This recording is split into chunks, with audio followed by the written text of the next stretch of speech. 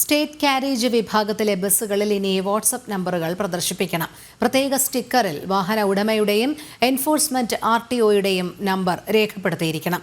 ഗതാഗത മന്ത്രി വിളിച്ച യോഗത്തിലാണ് തീരുമാനം. കർശനമായി നടപ്പിലാക്കാൻ RTOമാർക്ക് മോട്ടോർ വാഹന വകുപ്പിന്റെ നിർദ്ദേശം.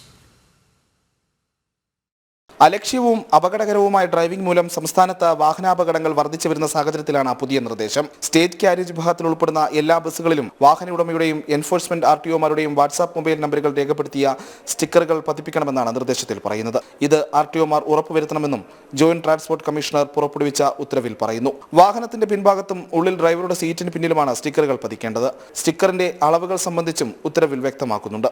വാഹന ഉപയോഗത്തിലുള്ള പരാതികൾ ദൃശ്യങ്ങൾ സഹിതം വാഹന ഉടമകളുടെയും മോട്ടോർ വാഹന വകുപ്പ് ഉദ്യോഗസ്ഥരുടെയും ശ്രദ്ധയിൽ കൊണ്ടുവരാൻ സ്റ്റിക്കറുകൾ സഹായിക്കുമെന്നാണ് അധികൃതരുടെ വാദം. നേരത്തെ KSRTC ബസ്സുകളിൽ സമാനമായ സ്റ്റിക്കറുകൾ പതിച്ചെങ്കിലും ജീവനക്കാരുടെ നിസ്സഹകരണം മൂലം പരാജയപ്പെട്ടിരുന്നു. പിന്നാലെയാണ് എല്ലാ സ്റ്റേറ്റ് കാരേജ് വാഹനങ്ങളിലും വാട്സ്ആപ്പ് നമ്പറുകൾ സ്റ്റിക്കർ രൂപത്തിൽ പ്രദർശിപ്പിക്കണമെന്ന നിർദ്ദേശം. ജനം, തിരുവനന്തപുരം.